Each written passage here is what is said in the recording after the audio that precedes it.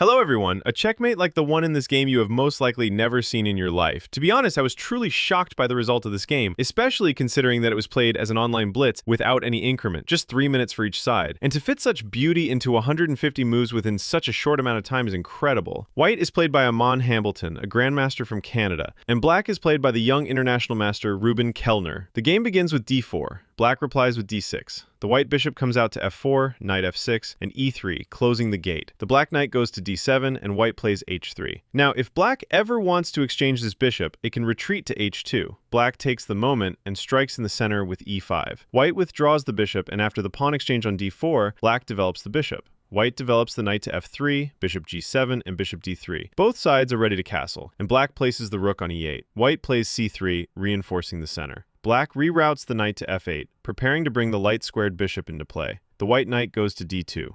Black develops the bishop to d7, and then comes a4. White begins expansion on the queen side, fixing the pawn on a4. The white queen jumps to b3, attacking the pawn on b7, but black calmly replies with b6. Bishop b5, offering a bishop trade. Black accepts, and after takes and takes, the position is equal. Black has equalized out of the opening. The bishop on g7 is better than the bishop on h2, and black offers a queen trade. White does not refuse in order not to end up worse, and after the capture with the knight on d7, black opens up the bishop. White tries to fight for the e-file, but black plays f5, taking control of the e4 square. The white knight sets off on the route toward the weak b5 square. h6, a restricting move.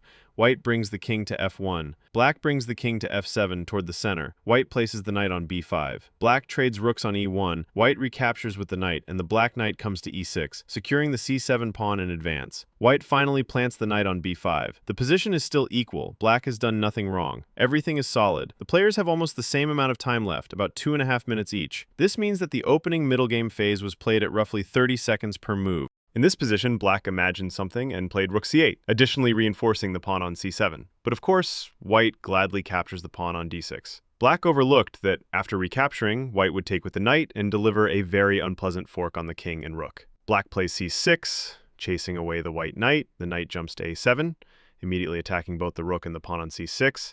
It is impossible to defend the pawn. The rook goes to e8, and white remains with 2 extra healthy pawns. The black knight tries to become active, heading toward the e4 square, but it is not allowed. f3, the black bishop comes to f6, closer to the center, and white wins the battle for the e5 square. Rook e6. Black is hoping for a blunder from white. It seems that white is losing a piece, but the knight jumps to e5 with check. This fork on the king and knight. King g7, white captures the knight on d7, black captures the bishop on d6. In the end, white also takes the bishop on f6. White seizes the e-file, the black knight comes to e6. King e2, the white king heads to the center. h5. Black tries to press on white's position, but not here. h4, fixing black's pawns on the king side. Rook d5 and king d2. White still manages to land again on the e5 square. The black rook steps back. White takes control of the f4 square before placing a piece on e5, so that the black knight cannot jump, completely restricting black's position. Black has nothing better than simply to stay put. White, on the other hand, continues to strengthen the position, driving away the knight from e6. The knight retreats, and the white pawns begin to advance. Black continues passive defense, but d5. The black knight jumps to c5, knight d3, knight c7, and king d4. At this moment, white has only 38 seconds left, while black has almost twice as much, 1 minute and 7 seconds. Black, of course, hopes to flag the opponent, but in this position blunders. Knight e6 check. Now the knight cannot be taken with the pawn since it is pinned to the king on d4, but white captures with the rook, which black overlooked. And after the rook capture, there follows an exchange, knight f4 attacking the pawn, king f6, and just look at the number of white pawns, 6 of them. In order to bring white's checkmating idea to life, none of the pawns must be lost. Black naturally stays in place. White starts devouring pawns with the knight. Black, of course, tries little tricks to catch the opponent on the way, but white manages to capture everything. f4. Black tries to stir things up, but white sees everything. King f5. Black tries to penetrate on g4, but immediately king e3 in order to step onto f2 and hold the pawn on g3. Black, of course, keeps trying to set traps. Capture on b5, a4, pushing the pawn forward, but white takes everything. 1 pawn remains for black. the last hope, but the white pawns start advancing. White cuts off the black king and eventually, after g6 check, captures the pawn on h5, securing all 6 of the passed pawns. Black stands still, while white pushes the pawns forward, not allowing the black king to escape. And in fact, he cannot really go anywhere.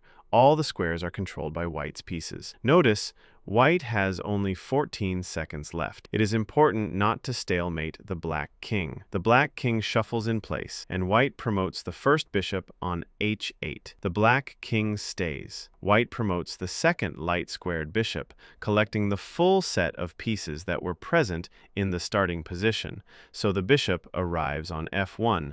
The dark-squared bishop comes to c1, queen g8. The black king still has squares to retreat to.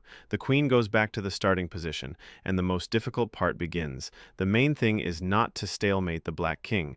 Therefore, first the knight comes to g1, and the black king shifts to e7.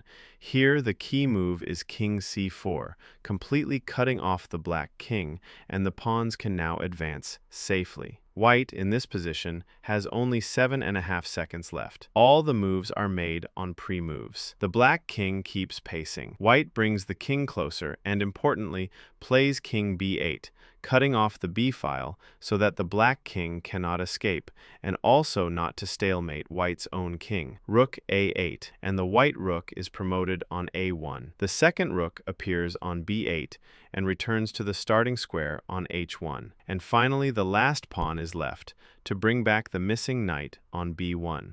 White has only 3.5 seconds left, and since one pre-move takes 1/10 of a second, white can make at most 35 moves in pre-moves. The white king, at maximum speed, rushes to return to the original square e1. King e1, and the original starting position is reconstructed. What remains is to deliver mate to the black king, with all the pieces placed back on their original squares.